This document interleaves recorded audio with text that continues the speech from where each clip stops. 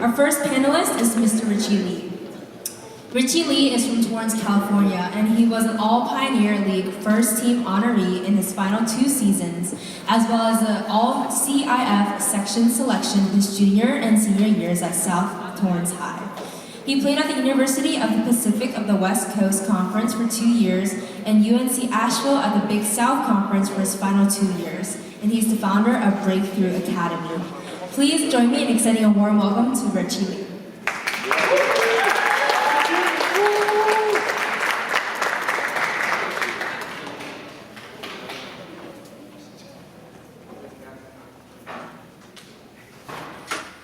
Next, we have Coleman Kim. Coleman Kim emerged as a standout player during his time with New York City FC's Academy, securing national championships in both 2018 and 2019, and gaining valuable international experience against elite clubs such as Real Madrid, Liverpool, and Villarreal. His professional debut came in January 2020 against Corinthians in the Florida Cup, capping off his academy tenure with a pre-season journey alongside NYCFC's first team before transitioning to West Point. At West Point, he has been a pivotal figure for the Army men's soccer team for 4 years, earning significant honors including MVP and Freshman of the Year, and leading his team to a Patriot League victory in his junior year with notable wins over Air Force and Navy. Coleman's influential role at West Point underscores his success in the collegiate soccer landscape. He'll be commissioned as a field artillery officer in May after graduating West Point. Please give a warm welcome to Coleman.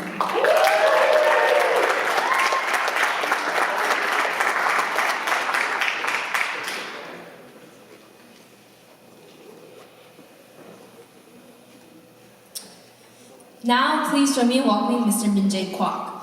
Min-jae Kwok is a professional soccer player for Chattanooga FC in MLS Next Pro. He signed his first pro contract at 18 with HNK Gorica First Division in Croatia, and after that he played with the Cal United Strikers and Syracuse Pulse in NISA. In 2023, he played with Vancouver FC in the Canadian Premier League. Welcome, Min-jae Kwok.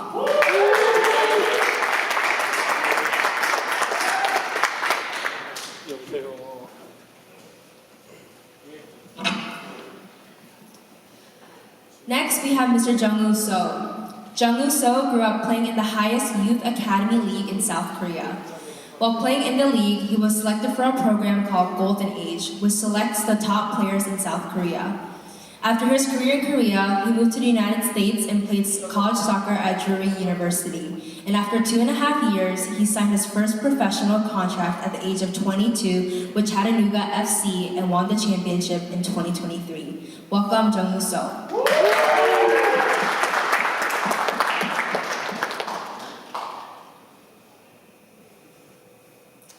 And last but not least, we have Jin Kim. Jin Kim grew up playing club and high school soccer in Richmond, Virginia, before committing to George Washington University in DC. After 1 season, he transferred to the Savannah College of Art and Design, where he continued to play, and he just graduated this year. Please welcome Jin Kim.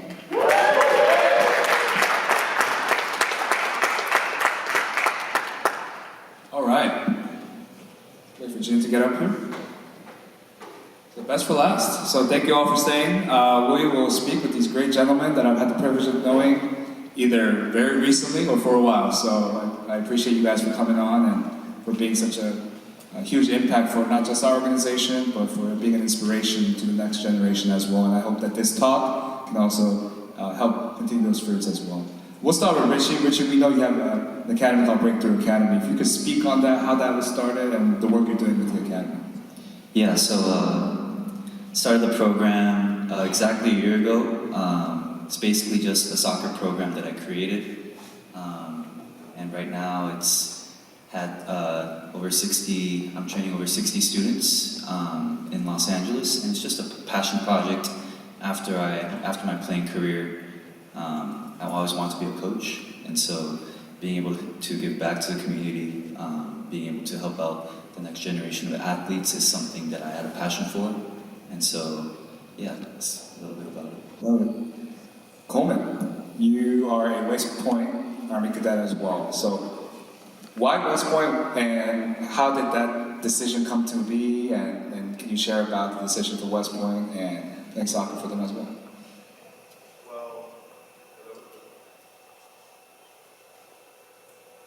Hello? Alright, so first off, West Point's free.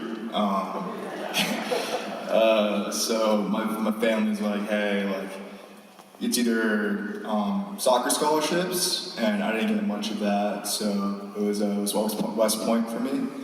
And I think that soccer was a big part of my life for large periods of time, 15, 20 years, but I think that was the pivotal moment where I had to decide if I wanted to be more of a soccer player or like a more total of a person. Do I want to be a better person in life while also progressing my soccer career? So I think at that point, my life changed in terms of becoming a better player, better person, and better leader.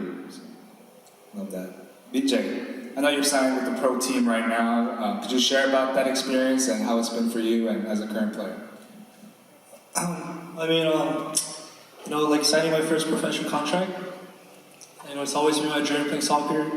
When I went to Croatia at 18, I was really young and I didn't know anyone in Croatia. And I didn't speak any Croatian, so it was kind of tough for me to live there at first. But signing my first contract was amazing, and I'm happy that I could keep playing still. So. Sounds good. Jungwoo is going to speak in Korean for us, but same question to you as well. You also played for Shanghai FC, and how did that journey come to be, and could you share more about that? 저도 이제 한국에서 계속 선수 생활하고 미국에서 지금 오래 선수 생활하고 있는데 항상 프로 선수가 되는 게 예전부터 꿈이었고 되게 열심히 노력해서 이제 여기까지 왔다는 게 정말 감사하고 정말 감사한 것 같습니다. Jen, you've had an opportunity to play for 2 colleges in your collegiate career. Could you share about those experiences and the decision to switch to SCAT from GW?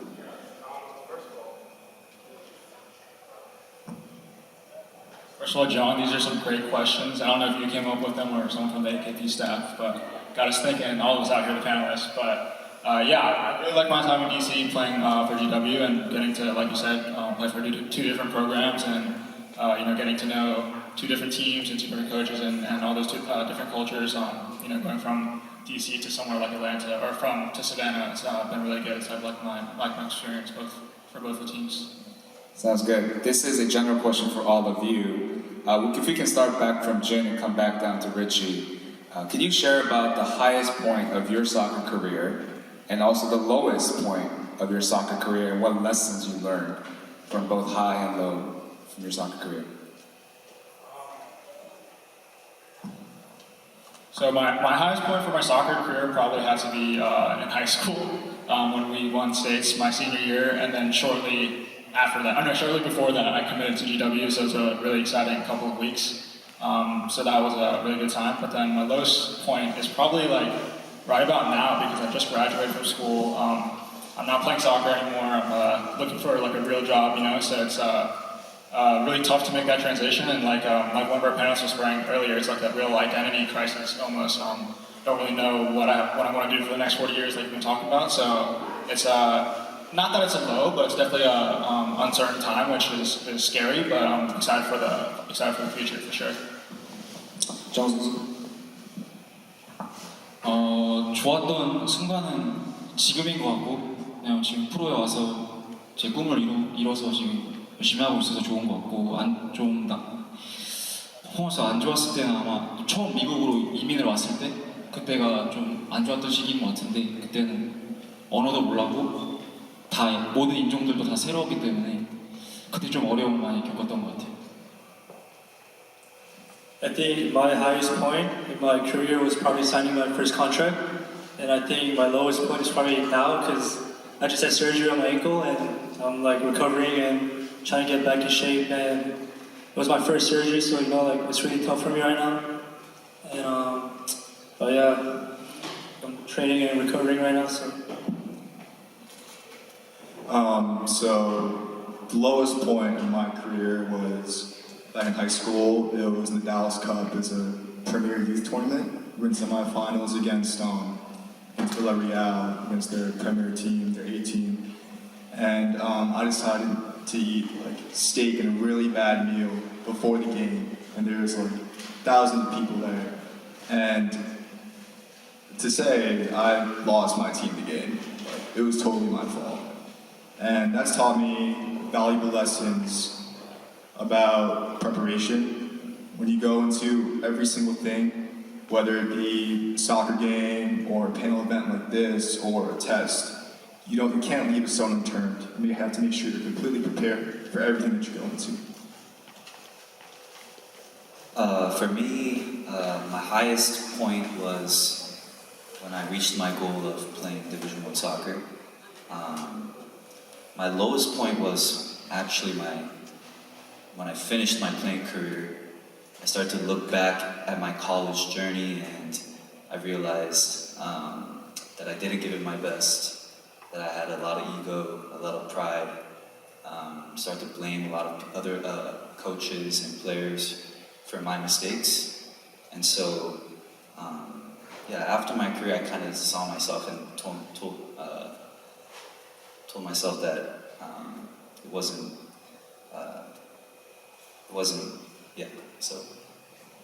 Thank you for that. And even through all the highs and lows, you guys have overcome them or are overcoming them, and so that's an inspiration for not all of us, not just all of us, but for the next generation as well. So linked to that thought in mind, similar to the question from the previous panel session. And I don't think a lot of younger Korean American, Asian American children who love to play soccer know that there's this many great, talented players that have played Division 1 or pro soccer, and you guys are leading the way, definitely have paved the way. In light of that, what advice would you give children who are playing soccer right now, and what would you give in terms of advice? If we could start from Richie and finish with Jim. Yeah, just making sure that you're passionate and that you love the game. I think that's going to take you further than the talent itself. And so, just giving your best and the passion. I think the most important thing is your mindset going into everything. And my personal mindset, it took a long time to groom, was that everything's a process. So all the highs and lows, that everything comes in between, it's all part of the process. Like, you have a terrible game, and in the same day, you mess up some military skills test that I've gone through. And that was a terrible day, but at the end of the day, it's all about reframing and realizing it's part of the process. And from there, pressure is a good thing, and from now on, you will be less susceptible to pressure. I think the most important thing is to have fun while playing, because we all started playing because soccer's fun and we all love playing. So I think it's important to keep having fun while playing. So 저는 일단 축구든 뭐든 일단 언제 올지 모르는 기회를 꼭 잡아야 된다 생각하거든요.